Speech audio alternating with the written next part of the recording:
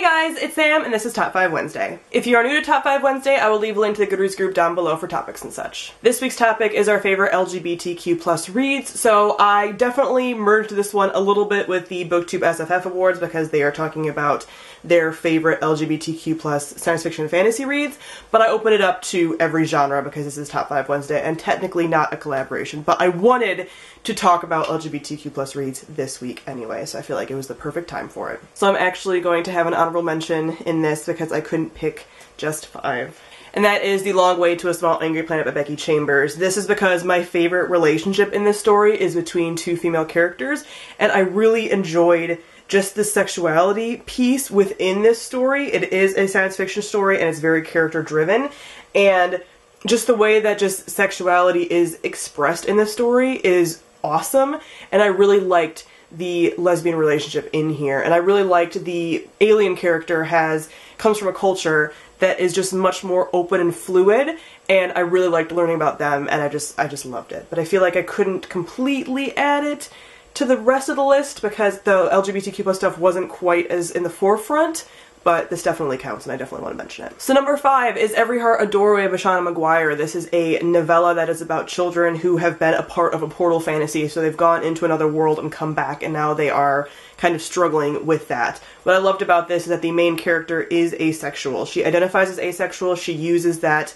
as her identity, and she understands it and is able to explain it. Some people found that a little bit clunky, but I personally had never seen that kind of ace rep within a book ever, and I loved it. Like, it's something that I just love seeing. You don't really get it talked about that much, particularly with female characters. Like, a lot of ace rep in general, and it's getting better. I admit that it's definitely getting better, but it's definitely not at the forefront at all. And you usually have ace characters being characters people headcanon as ace and don't necessarily have canon representation, but Nancy, the main character in here, says she's asexual, explains how she knows she's asexual and what that means for her in relationships, and I really, really enjoyed seeing that. There's also a trans character in here and just like a ton packed into a very small book, and I highly enjoyed it. And my list is kind of dominated by books that aren't having LGBTQ plus issues, which again I'm using like quotes because what does that even mean?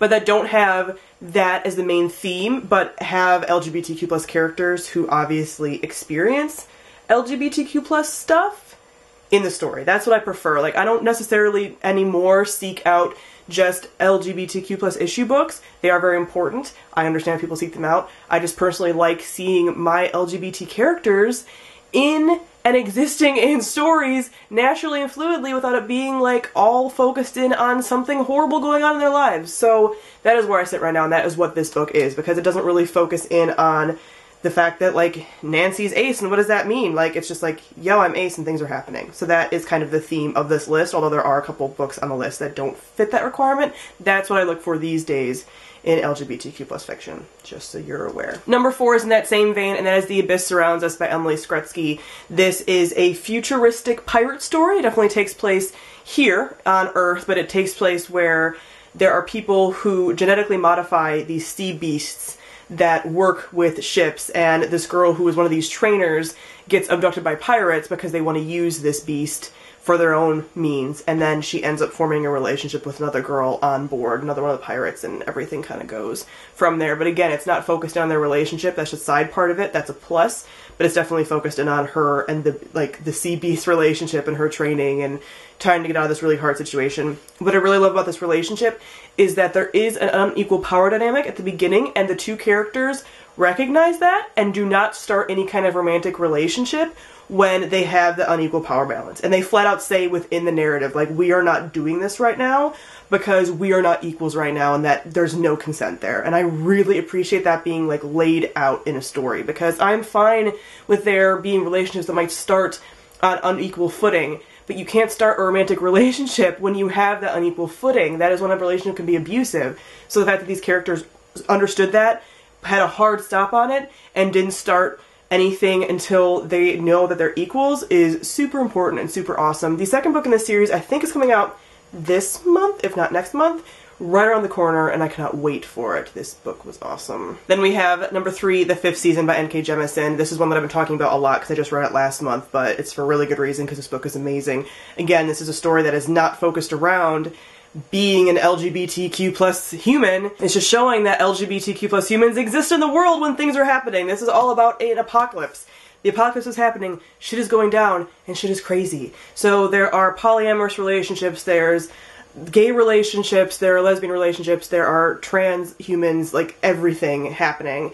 And they are existing in this world, and everyone's like, how are we going to do this, and how are we going to survive, and holy shit, everything's going to complete hell. So I adored this, but again, the relationship elements, the polyamorous relationship in here is so good. It's been a long time since I read about a polyamorous relationship. The last time I read about a poly relationship was in the Anita Blake books, and that's like not even, that one's so extra because it becomes like a harem of men that I don't even really count it when I'm thinking about poly relationships because it's just, it's so out there. Although that happens in reality, like you can totally have that many people in a like poly, you know, system. But this one is just a triad and it's adorable. It's so great. Like it's that element of like the calm of the storm within the storm that is happening here, and I've never seen it so flawlessly depicted, not over-sexualized, and just made into a very cohesive, loving family unit. Like, oh, I love it. Number 2 is Under the Lights by Dahlia Adler. I feel like Dahlia is such an underappreciated author, especially when it comes to LGBTQ plus books. A lot of her books have LGBTQ plus characters in them, and it's, again, it's not just about that, but it definitely is a main part of the story, and her characters are going through things, and she just does it so well, like so flawlessly, and it's just great. So in this story, it's actually a dual perspective. It follows 2 characters. One is a dude and one is a girl, and I really don't care about the guy's perspective that much. They're both actors in Hollywood, and they're kind of growing up. The female character is an Asian American, and she is finding out that she identifies as gay potentially, and she might be bi. I mean, she's really not sure, and she's kind of coming to grips with that, and she meets a girl, and she's kind of coming to terms with that while also being in the limelight, almost in like, it's not Hannah Montana, but it almost feels like that, because it's like she's coming to terms with the fact that like she exists in this like teenage show fantasy thing, but then she also is her own person, and like what does that mean and what does growing up mean and stuff. So I loved this. I love this relationship in here. They're so cute, and again, really huge focus on consent. Dahlia always has huge focuses on consent, which is awesome, and it's like blatantly there, and I love it. This is probably going to be on a lot of people's lists, but number 1 is Aristotle and Dante Discover the Secrets of the Universe by Benjamin Helly Desans. Because it's so good. Like, this book is so well written, and again, at the beginning, you're thinking that this might just be, if you don't know going into it, you're thinking this might just be about 2 friends, and then you realize that these are 2 boys that are friends and then grow into more and just love each other so much.